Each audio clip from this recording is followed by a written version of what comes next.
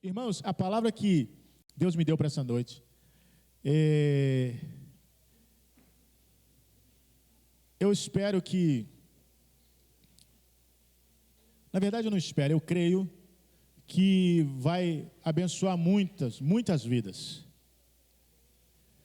Esse foi um entendimento que Deus me deu, sabe, porque quando eu comecei a pregar a graça de Deus, você pode discordar de mim e falar assim, mas pastor, o senhor sempre pregou da graça de Deus.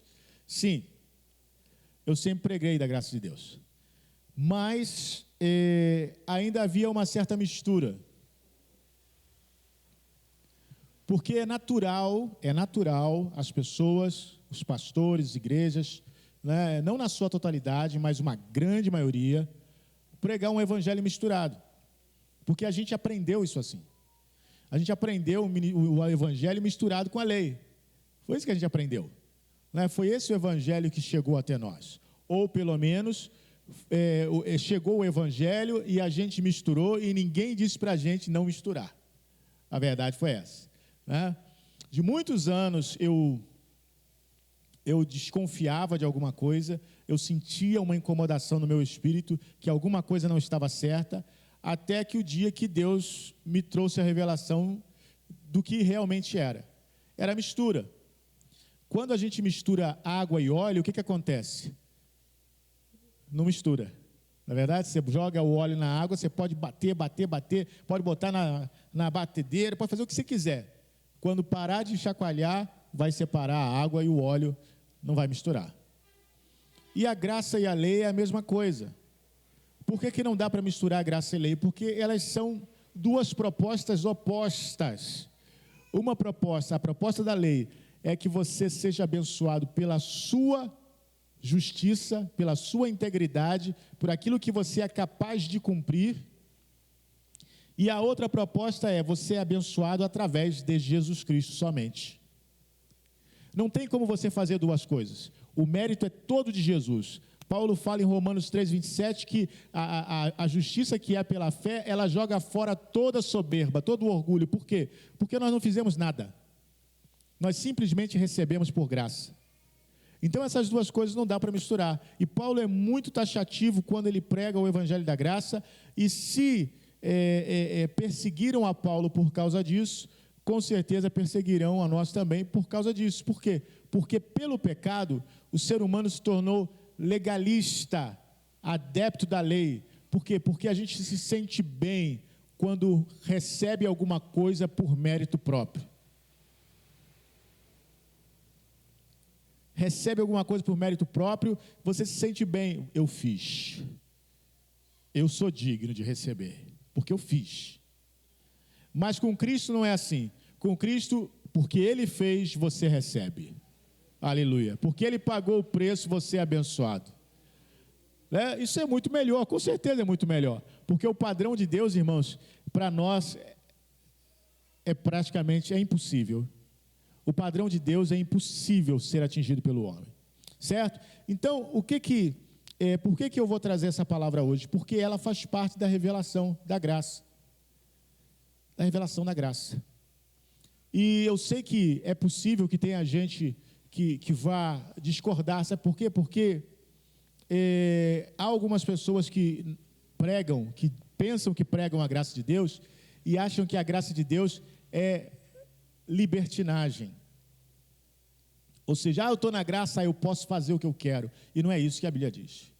Na graça, é engraçado até as pessoas falam assim, na graça não precisa ter pastor, não precisa ter igreja, não precisa ter nada, porque eu já recebo tudo. Não é bem assim. Não tem nada a ver uma coisa com a outra. Então nós vamos falar hoje, irmãos, sobre o tema é a revelação do dízimo. Aleluia. A revelação do dízimo. Por quê? Porque tem alguns que afirmam que não há dízimo na graça, que dízimo é da lei. Dízimo é da lei, né? Mas quem diz isso não leu a Bíblia, nem lá no iniciozinho, nem o primeiro livro da Bíblia, não leu a Bíblia. Então hoje nós vamos falar sobre a revelação do dízimo. Por que na graça existe dízimo? Dízimo é sacrifício. Não, dízimo não é sacrifício. Dízimo é reconhecimento, não é sacrifício. Porque você reconhece que tudo vem das mãos de Deus, o que você faz é entregar. Vamos prosseguir, porque a palavra fala melhor do que eu. Então nós vamos começar hoje lá no primeiro livro da Bíblia, lá em Gênesis, porque é lá que nós vamos ver falando de dízimo. Só para constar, eu sei que os irmãos aqui todos sabem disso, na internet eu não sei se todos sabem, mas só para constar, a graça não começou quando Jesus nasceu ou quando Jesus morreu na cruz, não, a graça não começou lá. A graça tem nome, a graça é a pessoa de nosso Senhor Jesus Cristo. E João diz que no princípio era o verbo, ou seja, a graça sempre existiu. Então a graça não começou num tempo, vai vir o tempo da graça, não. Tem o tempo da manifestação da graça, né, da plenitude da graça, quando João fala, os que receberam a abundância da graça, esse tempo sim, veio com Cristo, mas a graça sempre existiu. E a graça existia antes da lei. Antes da lei ser dada, já havia graça. E nós vamos ver aqui agora. Gênesis 14, nós vamos ler do versículo 1 ao versículo 4. Gênesis 14, do versículo 1 a 4.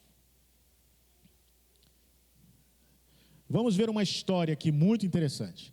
E aconteceu nos dias de Anrafel, rei de Sinar, Arioque, rei de Elazar, Quedorlaomer, rei de Elão, e Tidal, rei de Goim. Só nome fácil de falar. Eu treinei bastante em casa para poder ler aqui para vocês. Que estes fizeram guerra a Bera, rei de Sodoma, a Birsa, rei de Gomorra, a Sinabe, rei de Adimá, e a Semeber, rei de Zeboim, e ao rei de Belá, esta é Zoar. Todos esses se ajuntaram no vale de Sedim, que é o mar salgado. 12 anos haviam servido a Quedorlaomer, mas ao 13º ano rebelaram-se. Então veja bem, esses reis todos, eles tinham servido por 12 anos a Quedorlaomer, que era o rei de Sodoma. Eles serviram, mas no final desses 12 anos eles resolveram se rebelar. Já estamos servindo esse camarada há muito tempo, vamos acabar com isso. O que era muito comum, né?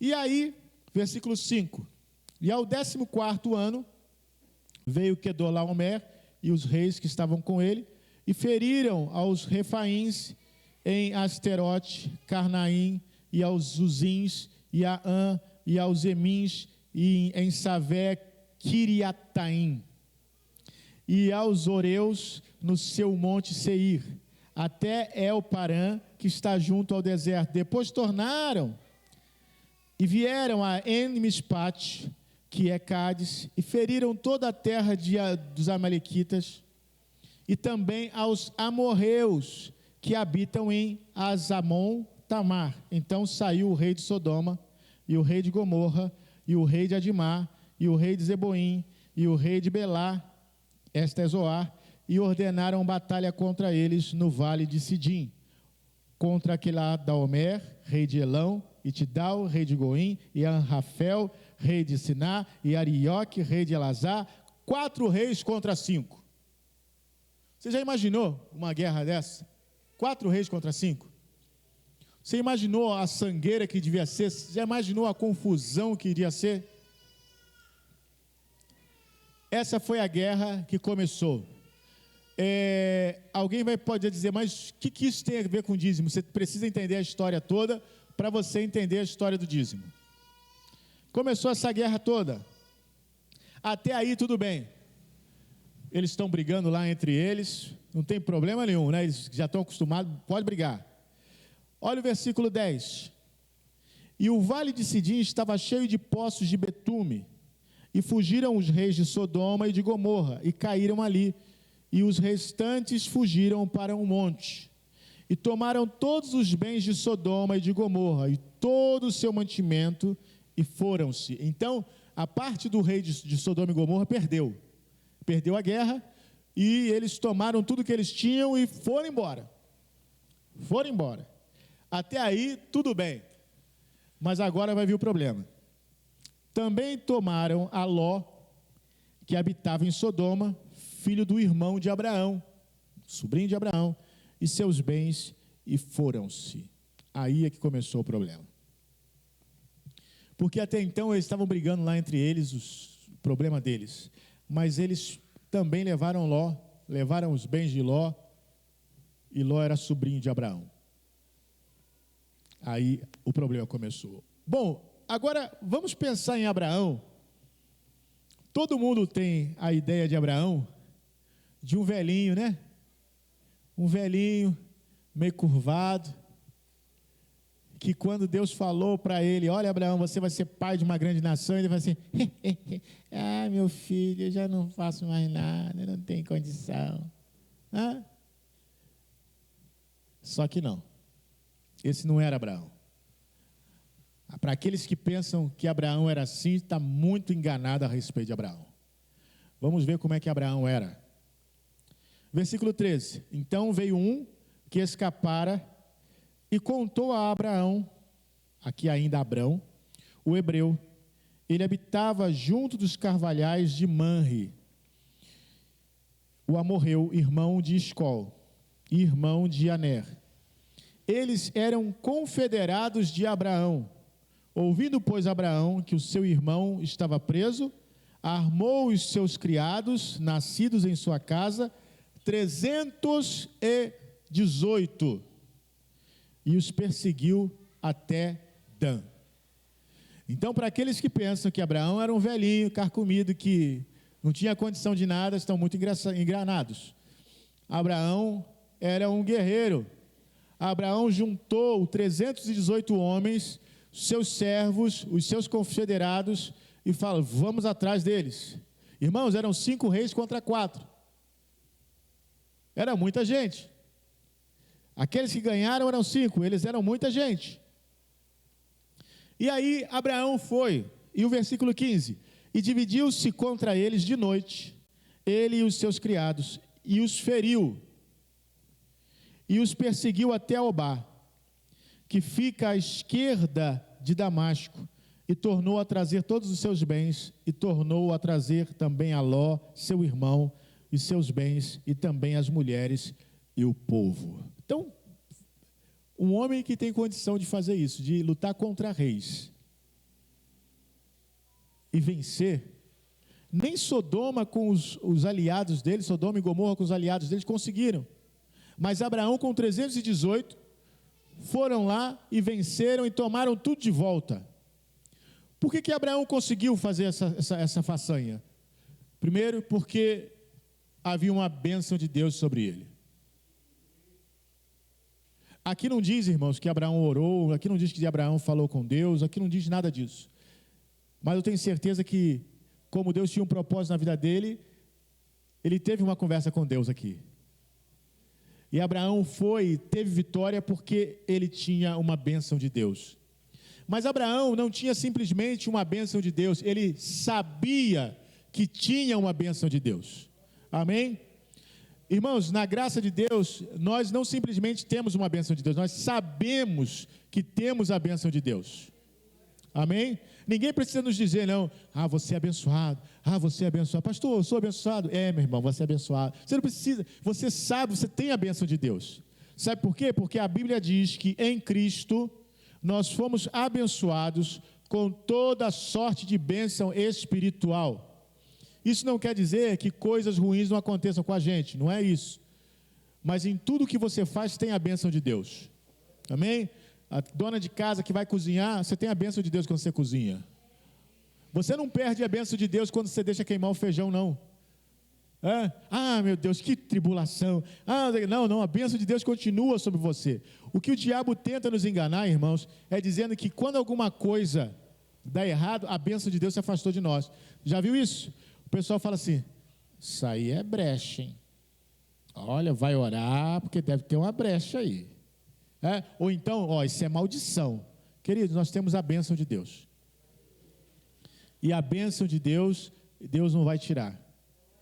Porque ela veio junto com Cristo Jesus e não vai embora. Ele falou, eis que eu estou convosco todos os dias. Se Ele está conosco todos os dias, a bênção está conosco todos os dias. Não tem como a bênção ir embora.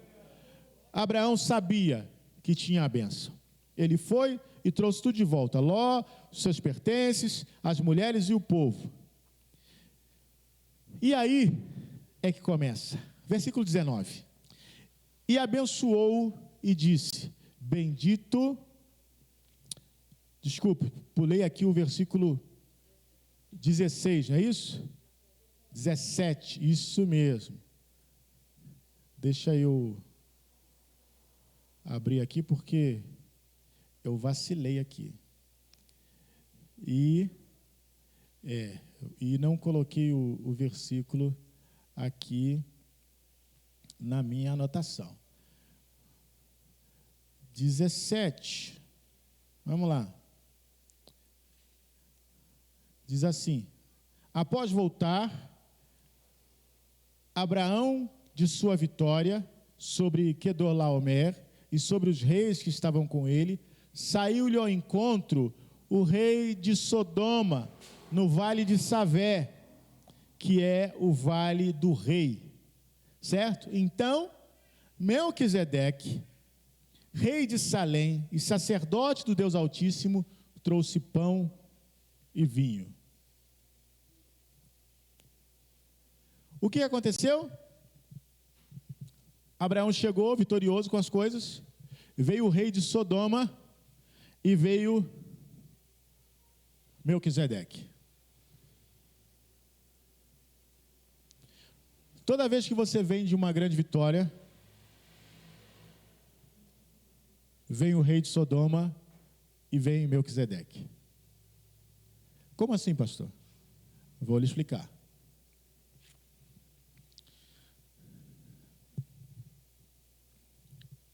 O rei de Sodoma veio para pagar Abraão pela vitória dele. E saudar Abraão pela vitória dele. Abraão não vai aceitar pagamento. Por que Abraão não vai aceitar pagamento? Porque ele não estava trabalhando para o rei de Sodoma. Sabe, quando a gente é abençoado, muitas vezes o diabo ele vem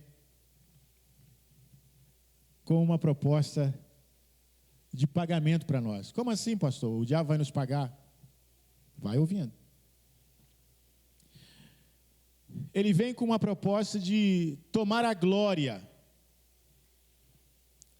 Porque se ele te paga, é como se você trabalhasse para ele. É lógico que ele não vem assim, eu sou o diabo, vim te pagar. Ele não vem assim. Mas vem situações que vão querer roubar a glória de Deus, para que você atribua aquilo à vitória que você teve. E foi isso que o rei de Sodoma tentou.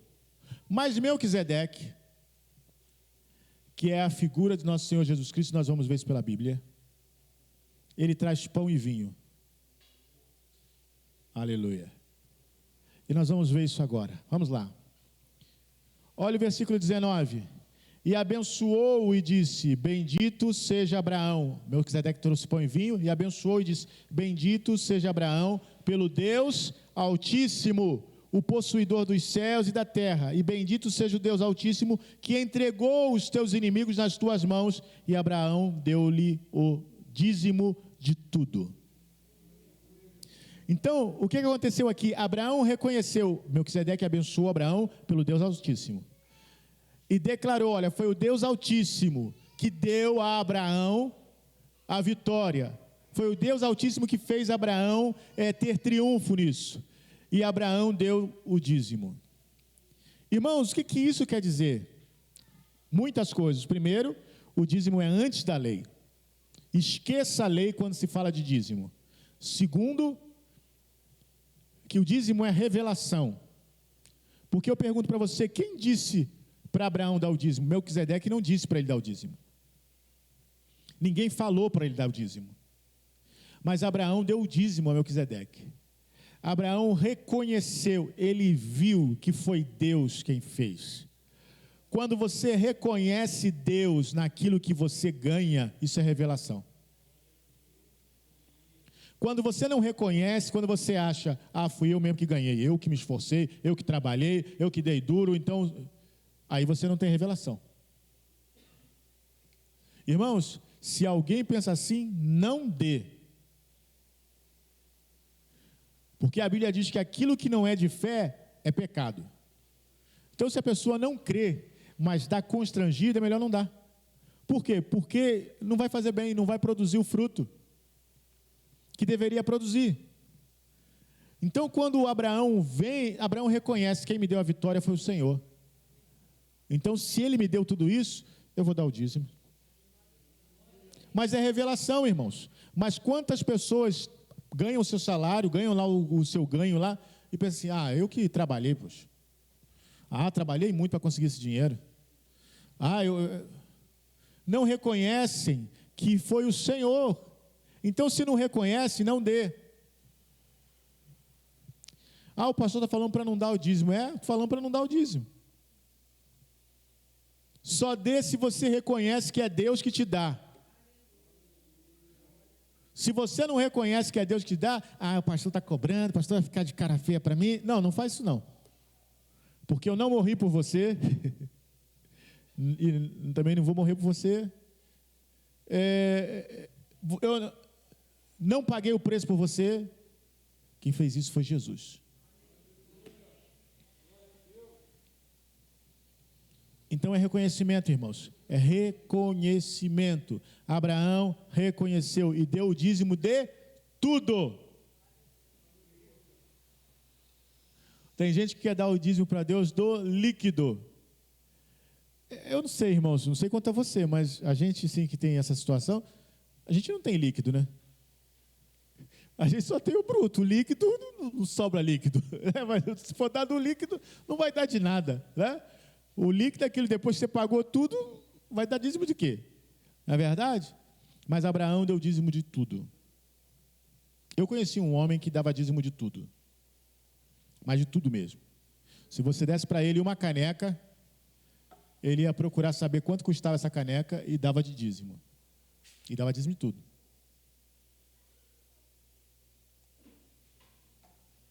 Irmãos, isso não é obrigação. Isso é revelação. Pessoa que pensa, não, revelação. O Espírito Santo é que traz isso no seu coração. Esse reconhecimento de Deus. Vamos continuar. Versículo 21.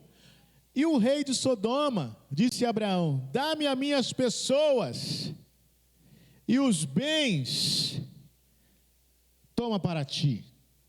Abraão, porém, disse ao rei de Sodoma: levantei minha mão ao Senhor, o Deus Altíssimo, o possuidor dos céus e da terra, jurando que desde um fio até a correia de um sapato, não tomarei coisa alguma de tudo o que é teu,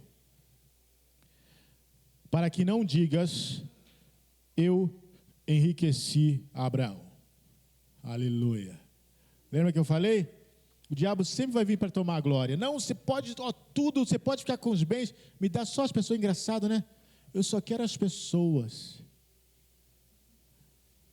É isso que o diabo fala, né? Eu só quero as pessoas. Pode ficar com os bens.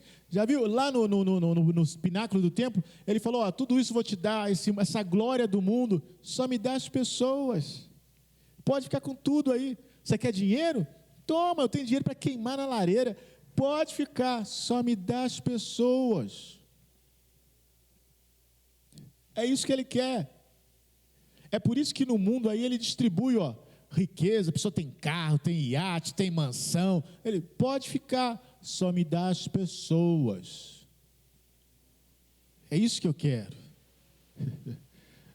E Abraão falou assim: não vou ficar nem com um fio, nem um cadastro de sapato, eu vou ficar daquilo que é teu, porque eu fiz juramento ao Senhor. E eu não quero que você depois diga: eu enriqueci a Abraão. Irmãos, ninguém vai tomar essa glória de nos enriquecer, não. É o Senhor que vai nos enriquecer. Eu vi alguém dizendo, né, colocou lá uma frase. Irmãos, eu torno a dizer, cuidado com essas frases de internet, irmãos. Parece que é sabedoria, parece que é bonito. Examina bem antes. Examina a luz da Bíblia. Que alguém colocaram, até deram crédito a Spurgeon. Eu nem sei se Spurgeon falou isso, porque o pessoal bota a fotinha do cara lá e bota a frase, aí o pessoal vai compartilhando. Nem sei. Que eu nem lembro direito, só sei que era dizer mais ou menos assim, que é chamado para você crer, não é para você enriquecer, uma coisa assim. Parece ter um ar de santidade, irmãos, mas não é verdade, irmãos. Não é verdade. A Bíblia fala que ele se fez pobre para que nós fôssemos ricos. Essa é a mentalidade do mundo, sabe por quê? Porque enquanto a gente não tem nenhuma condição, o mundo está gastando com tudo que não presta, irmãos. E os missionários passam dificuldade no campo, e não tem Bíblia para dar para os outros, e para construir igreja não tem dinheiro, e a gente vê assim: não, esse negócio do dinheiro é do diabo. Não é do diabo nada, o diabo é ladrão. Ele é ladrão. Então essa mentalidade que Deus não quer enriquecer, isso é uma mentalidade do inferno. Eu não estou dizendo que todo mundo vai ser rico, não é isso que eu estou falando. Só que se você rejeita a riqueza, se Deus quiser te enriquecer, aí você, não. É igual a história do outro lá que o irmão falou assim: olha, irmão, Deus me mostrou aqui que Deus vai prosperar muito, irmão. Não, está repreendido, não quero prosperidade, não. Que história é essa, gente? Que história é essa? Dá para mim, então, se ele não quer, dá para mim. Sabe? Então, essa é a mentalidade, isso entra na cabeça dos outros, e as pessoas começam a achar que é isso. Então, qualquer coisa que, irmão, está prosperando, está amarrado, rapaz, não estou prosperando não. Que isso, gente? Não é assim não, deixa, se Deus quiser te prosperar, se você quiser te der uma casa, 2 casas, 10 casas, 100 casas, qual mal é nisso? Agora, nós não pregamos isso para isso, você vai ter 10 casas, nós não pregamos isso. Agora, se Deus quiser dar, eu estou aberto, meu irmão. Eu não vou ficar falando: não, Senhor, o que vão pensar de mim? O pastor ficou rico, milionário. Foi com a igreja que ele ficou rico, tá vendo? Né? Tem gente que fica com medo disso, e não é isso, não é a realidade. Então, enquanto isso, o diabo vai fazendo a festa por aí. Porque os crentes, não, pelo amor de Deus. Aí chega na hora da oferta, a gente não tem R$1 para botar na oferta. Irmão, deu um raio, quebrou o telhado. E agora? Não tem dinheiro para consertar o telhado. Olha que coisa triste. Não é triste isso? E continua falando: não, esse negócio de prosperidade do diabo. Não é. Vamos parar com isso. Olha só. O rei de Sodoma, Abraão falou: eu não quero saber de nada seu. Mas ele teve contato com Melquisedeque. E aí agora eu quero falar um pouquinho sobre Melquisedeque. Eu não quero demorar muito, mas eu tenho que falar um pouco sobre ele. Em Hebreus capítulo 7. Vamos lá para Hebreus agora. Porque o livro de Hebreus, a carta aos Hebreus, ela explica esse encontro de Abraão com Melquisedeque. E essa explicação é muito importante. Hebreus 7:1, olha só o que diz. Hebreus 7:1. Porque este Melquisedeque, que era rei de Salém, sacerdote do Deus Altíssimo, e que saiu ao encontro de Abraão quando ele regressava da matança dos reis e o abençoou, a quem também Abraão deu o dízimo de tudo, e primeiramente por interpretação, rei de justiça, e depois também rei de Salém, que é rei de paz, sem pai, sem mãe, sem genealogia, não tendo princípio de dias, nem fim de vida, mas sendo feito semelhante ao Filho de Deus, permanece sacerdote para sempre. Considerai, pois, quão grande era este, a quem até o patriarca Abraão deu os dízimos dos despojos. Então veja bem, esse Melquisedeque, ele não tinha mãe, não tinha pai, não tinha início de dias, não tinha genealogia, ele foi feito semelhante ao Filho de Deus. E aí o escritor de Hebreus fala, imagina como ele era grande, que o patriarca Abraão deu o dízimo a ele. Irmãos, é por isso que nós damos dízimo, porque o nosso Deus é grande. Aleluia. O nosso Deus é grande, Ele é digno de receber o dízimo, Ele é digno de receber o nosso louvor. Essas pessoas que falam contra o dízimo, eles são contra o engrandecer do nome de Deus. A verdade é essa. Ah, o pastor está dizendo isso porque ele quer os dízimos da igreja. Irmãos, eu fui na padaria um dia desses e uma pessoa comprou um maço de cigarro. Aí eu olhei para a tabela lá dos cigarros lá. R$7 um cigarro, um maço de cigarro, R$7. Eu não saberia se não tivesse visto lá a pessoa comprando. Eu fiquei pensando. Normalmente quem fuma, fuma muito. Né? Tem gente que chega a fumar 4 maços de cigarro por dia. 4 maços de cigarro por dia dá R$28 num dia. Em 10 dias, irmãos, dá 280.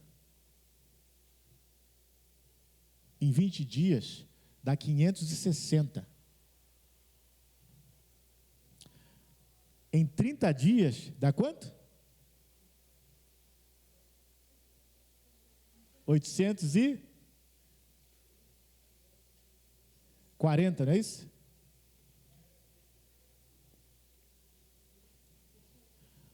A pessoa gasta num mês quase R$1.000 só de cigarro, só queimando. Fora o café. Porque geralmente quem fuma tem que beber um café.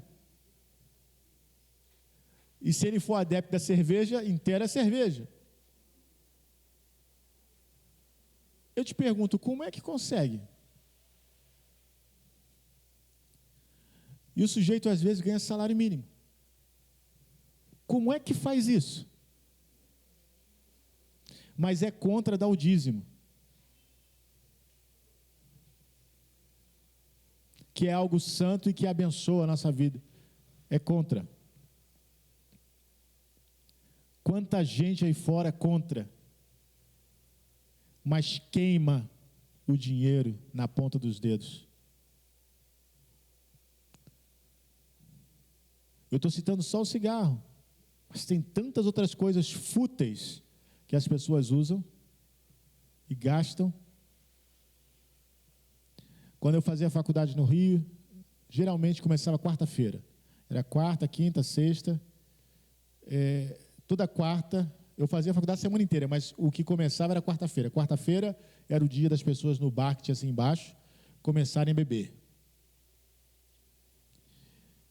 A gente saía, às vezes, 10 horas de faculdade, olhava assim para o bar, as pessoas estavam sentadas assim, na mesa, eram só garrafa vazia. Não dava para contar mais quantas garrafas tinham. Tem gente que faz isso toda quarta-feira. É sagrado para ele. E é contra o dízimo.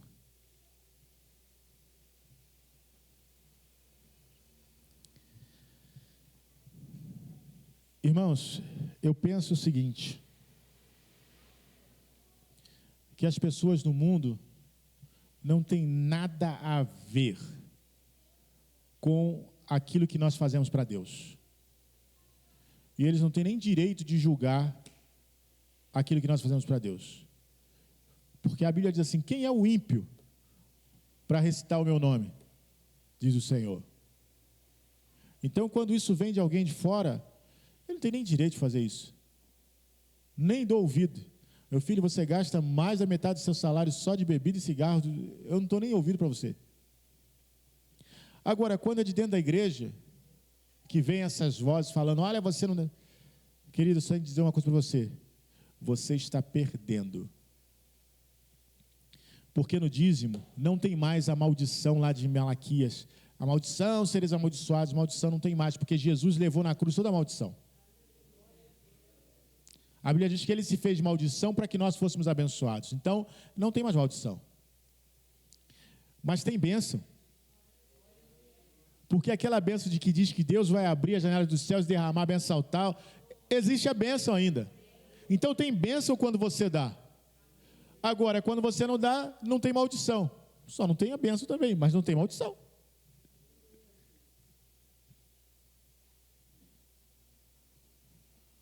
Então veja bem, olha como era grande esse Melquisedeque. Olha o versículo 5.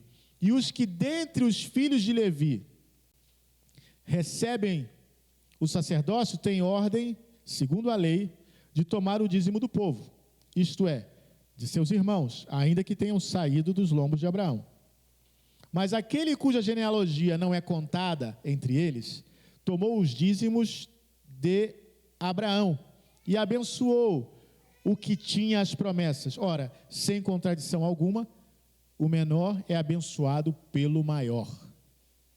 E aqui certamente tomam dízimos homens que morrem. Ali, porém, está falando de Melquisedeque, ali, porém, aquele de quem se testifica que vive, e por assim dizer, por meio de Abraão, até Levi, que recebe dízimos, pagou o dízimo. Então, pela lei, os sacerdotes tinham que receber o dízimo do povo, certo? O sacerdote tinha que receber o dízimo do povo. Mas o que o escritor está dizendo aqui é que lá com Melquisedeque, até aqueles que tinham que receber, pagaram o dízimo.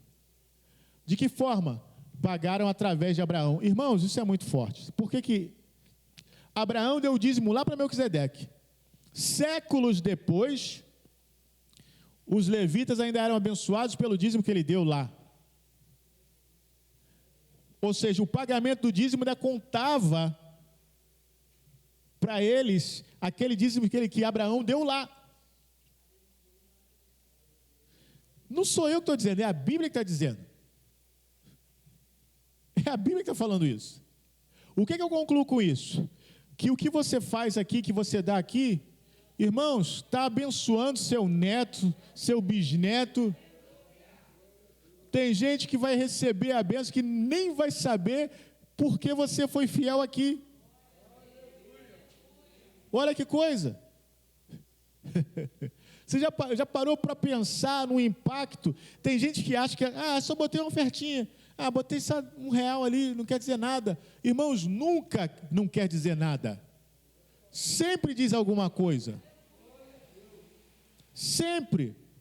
Então, eu agora posso estar sendo abençoado por dízimos que o meu avô deu. Eu nem conheci o meu avô. Quando eu nasci, eu não sei se quando eu nasci, ou pelo menos quando eu era muito pequeno, quando ele faleceu, eu nem conheci ele. Mas eu sei que ele deu o dízimo lá. Eu estou sendo abençoado aqui pelo dízimo que ele deu lá. Aleluia. Seus filhos estão sendo abençoados pelo dízimo que você dá. Não tem maldição de geração em geração, não. Mas tem bênção de geração em geração. Tem bênção de geração em geração. É a Bíblia que está dizendo isso aqui. Irmãos, então veja bem. Se você quer guardar um bom depósito para os seus filhos e netos, dê o dízimo. Dê o dízimo. Agora, se você não se importa muito com seus filhos e netos, você vai fazer igual Ezequias, né? O Ezequias falou assim, quando Deus falou assim, olha, o mal que eu vou trazer, não vou trazer na sua época, vou trazer na época do seu filho. Que graças a Deus que não vai trazer na minha época. Tem gente que pensa assim, né? Vai trazer só na época do filho dele. Se você não se importa com seus filhos e netos, então não faça nada. Mas se você pensa, né, não, eu quero que a geração que vem depois de mim seja abençoada. Então, comece a fazer hoje.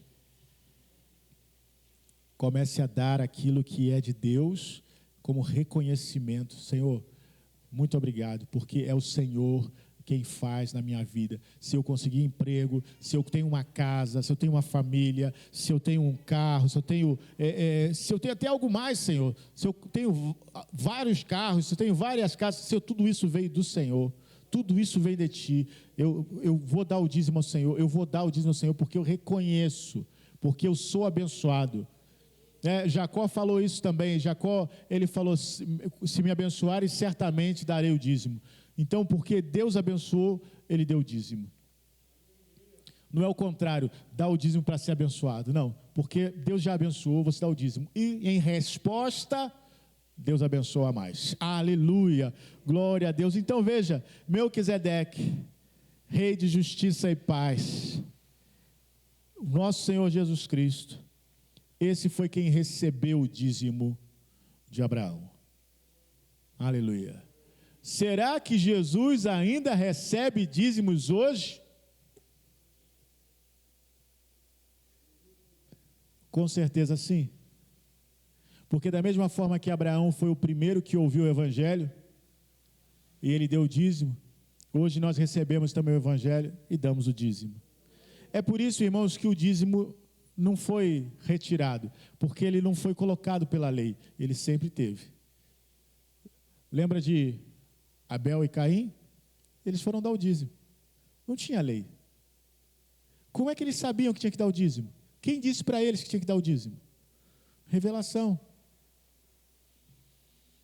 Não havia uma lei. Tanto que não havia uma lei que Deus falou para Caim. Caim foi lá e fez, e ficou cabisbaixo. Deus falou, olha, se você proceder direito não vai ser aceito. Não tinha uma regra. Mas Caim foi lá fazer de qualquer maneira. Glória a Deus.